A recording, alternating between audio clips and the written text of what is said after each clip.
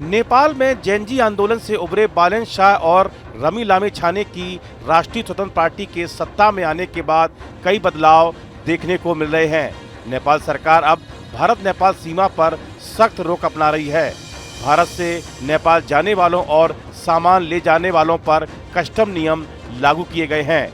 बालेन सरकार ने एक अहम फैसले में भारत से आयात होने वाले सामानों पर कस्टम क्लियरेंस की प्रक्रिया सख्त कर दी है।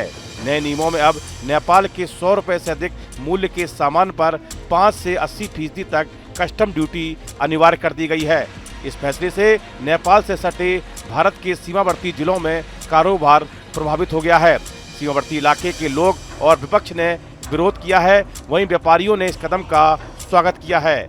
बालेन सरकार के इस फैसले के बाद नेपाली अधिकारियों ने सभी प्रमुख सीमा चौकियों से आने जाने वाले आयात की जांच पड़ताल बढ़ा दी है।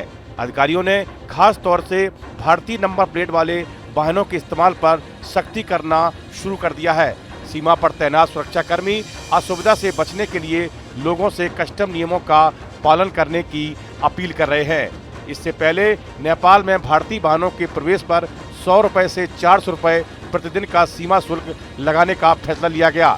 नेपाल सरकार के सख्त नियम के बाद अब 100 रुपए से अधिक मूल्य के सामान पर 5 से 80% तक कस्टम ड्यूटी अनिवार्य की नीति ने नेपाल से सटे भारत के सीमावर्ती जिलों में कारोबार ठप हो गया है। टेम्पो और बाइक पर लाद कर भारत से नेपाल जाने वाले दाल, चीनी, रिफाइंड तेल, कपड़े जैसे उत्पादों के दाम 15 से 20% बढ़ गए हैं।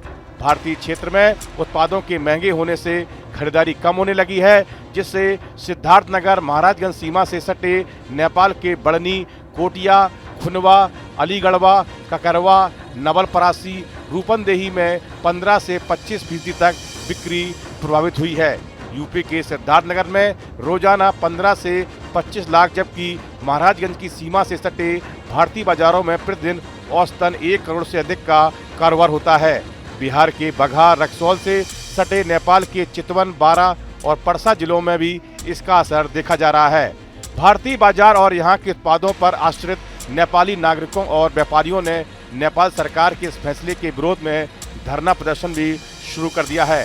भारत और नेपाल के बीच सदियों पुराने रोटी बेटी के साथ व्यापारिक संबंधों पर नेपाल सरकार की इस नई नीति से यूपी और बिहार के सीमावर्ती जिलों की आर्थिक कमर पर चोट पहुंची है।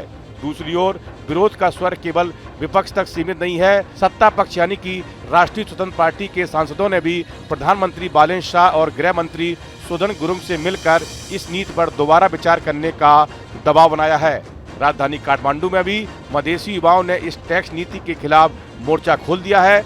आंदोलनकारियों ने स्पष्ट चेतावनी दी है कि अगर सरकार ने इस नियम को वापस नहीं लिया या सीमावर्ती निवासियों के लिए विशेष पहचान पत्र जैसी कोई सहज व्यवस्था नहीं की तो आक्रोश जल्द ही एक बड़े जन आंदोलन का रूप ले लेगा।